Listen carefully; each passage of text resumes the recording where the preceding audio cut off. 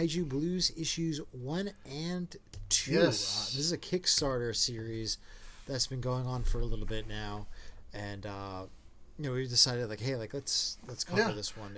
It was a very surprising story, and it's really good. I can't wait to see like where this goes. Yeah. But why don't you go a little bit more into it? And so it's written by Zach Chapman, art by Ty Peterson, and colors by Brad Clayton. Zach Chapman, he's got a lot of really cool comics going on right now. He has Spell Slinger is one of his past ones.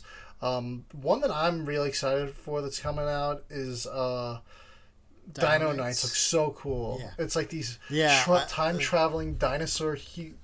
And then, like, obviously the poster that was in the back of issue 1 was just to be like, it was so 90s. There's also a theme song. He's got somebody wrote a theme song for it. Really? If you go onto his Instagram, or I believe Instagram or Facebook, wherever he is, we'll link it up down below.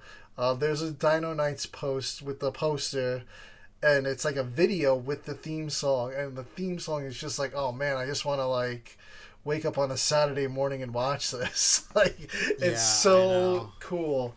So that's definitely one that I'm looking forward to. But this one, when I saw the art right away, I was like, oh man, this is like a Ultra series, and the take on it is like pretty cool. You know, like obviously there's Host, and the host for this one is a burnout. Is a complete burnout. He's just like a selfish a-hole. Yes, he's a total a-hole. I mean, Josh, all he wants to do is like make the most epic album ever, but neglect every other responsibility or person in his life. That's all he wants to do. Like literally, like the city was being attacked by kaiju, which they call the Thrush. Yeah, and they're right outside of his apartment. Yeah. It's not even like, oh, yeah, that's like all the way over there or something. It's like right outside his apartment. Yeah, and he's just like, yeah, I'm just trying to call my friends. I want them to like listen to my sample right now. Like, people are dying outside. And he's like, it would be really cool if somebody could listen to my song right now. Yeah.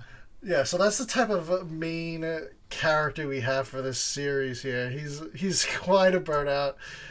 But one of the things I want to go back on is the name Thrush for the monsters. Isn't that like a yeast infection for your mouth? I believe thrush is a yeast infection in your mouth, but I was like, well, whatever. That's their name, the thrush. So, I have no idea. Yeah, it's some sort of STD. I'm pretty sure it's a yeast infection in your mouth. But yeah, the host for this, you find out later on in the series, is that they're like a non-living, but they're also not like synthetic either. They're this mysterious source of energy. They're sentient, and they bond with hosts all over the universe, different races, and they basically help them fight off these thrush, these kaiju that attack these planets. So basically, like what they were saying in the backstory is that they've gone through like multiple singularity events. Yeah. So it's gone to the point where like they're just data at this point. They're not even like physical beings. Yeah. But after their first, and we're getting into issue 2 lore here, but it kind of builds to the lore what happens in issue 1. After their first singularity event, I guess there was some disagreement on like what they should do going forward. So a group splintered off, and there's millennia's went by, multiple singularity events occurred after that, and then they came back, and they're these evil kaiju. Yeah. So it's kind of like, the kaiju came from them, but so now it's kind of like they got to balance it out. There's good and evil that have come from these beings, and we also saw like there's different kinds of like here we have the main heroes in the opening of book 1 are Revman and Rev Girl. And let's go back kind of, we could get into a little bit of the plot now. I was talking earlier how Josh was trying to call his friends. I for sure thought that Revman and Rev Girl were his friends Nate and Kate, and they weren't answering the phone because they were fighting the kaiju. Because his whole why aren't you guys answering the phone thing? And I'm like, oh man. And then they get killed. Revman and Rev Girl get killed in this battle, and they get killed pretty brutally. I think Rev Girl gets stabbed through the back, outer stomach, and Revman just gets like beat down, to death, basically. Yeah. And then Josh finds out that his dad and his sister died, and then that's where he goes, Revman and Rev Girl were probably his sister and not his friends, Nate and Kate. So he has the funeral. He's kind of like the only one there. His friend. Well, he missed. He does miss the funeral. He's the only one that makes it to the cemetery eventually. And he says that he missed. He went to the wrong funeral. Yes. But then, he was like, "Oh yeah," he's like, "I guess there has been a lot of funerals because of the last attack." But then he kind of let it slip that he actually just overslept. Yeah. And then his Uber ended up being a little late. Yeah. So he really doesn't care that much, and he goes straight from the funeral home to the lawyer's office for the inheritance, for the will. And he's like, he thought he was gonna get left this giant fortune. He didn't get. Yeah, they donated it to the Revman charity, and they built a whole statue and everything for him, and it helps the victims of whatever kaiju attacks. And so he's like, oh, so I got nothing. And they're like, yeah, you didn't get the email? He's like, no, I didn't see an email. He's like, yeah, it was all there in the email, but I guess I'll go over it with you since you're here. So he's like, yeah, so you got their house, though. And he's like, all right, maybe I can make some money off that, because he's broke, too. He's just a starving artist, I guess you could say. So he takes a ride to his upstate house, because he's estranged from his father, and he didn't really talk to his sister much, but she would kind of try to sympathize with him a little when he got into it with his father, but she would often still take the father's side. So he was really estranged from his family. No mention of the mother, really. I don't. Did they say anything about a mother? But obviously there wasn't one in the picture. So he gets to the upstate house, and he's going through the house, and he's like, "Oh yeah, I could probably sell this. I got to figure out how to do that, though." And that's when we find out that the reason Nate and Kate weren't answering his calls, because I think he gets in contact with Nate, right? Yeah.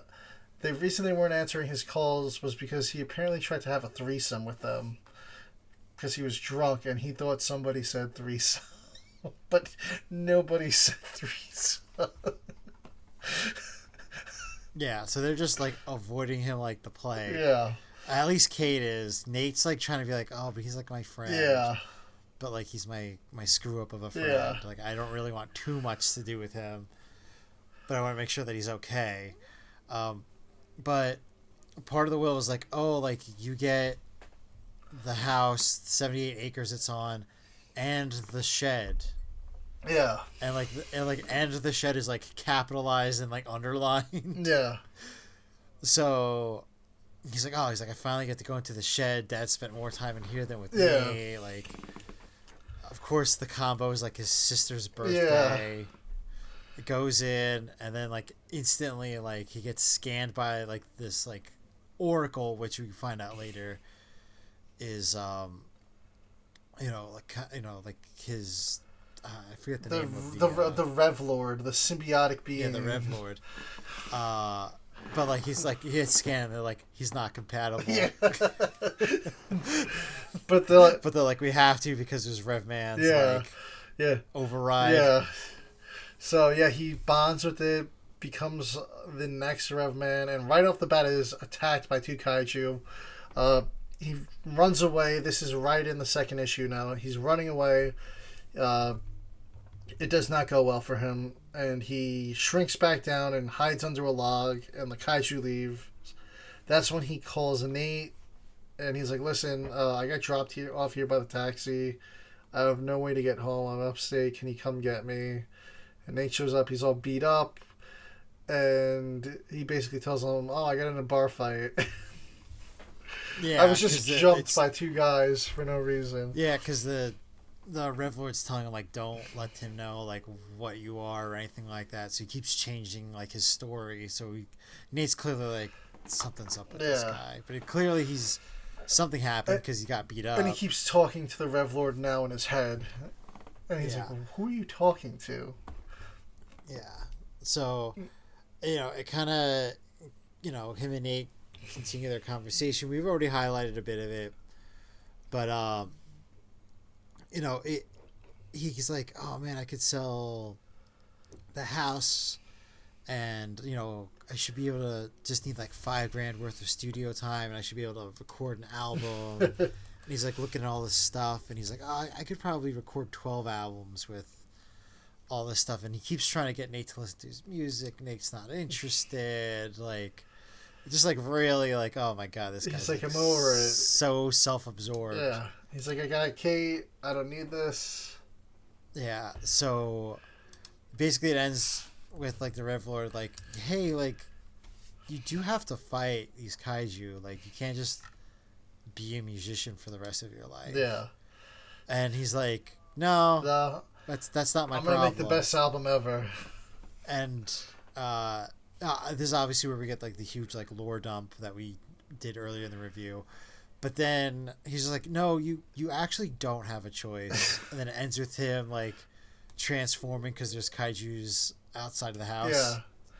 And so it ends with him transforming, and he's got to face the kaiju yet again. And what will happen in issue 3 and 4, we don't know, but we do know they are in the works. Zach has commented on our reactions to the series so far on social media, and he says they are in the works. So I'm thinking maybe later this year we might get that campaign. We'll be keeping an eye out for it. Definitely fun, very busy guy series. Yeah. I really enjoyed it. I like the Ultraman feel to it with such a burnout host. It's definitely got some humor to it for sure. Real cool characters. Cool design, and great art. Looking forward to this and his other series, honestly. Yeah. I'm really looking forward to that Dino Knights. This Dino Knights, Zach Chapman is killing it right now. Yeah, no, definitely. But, yeah.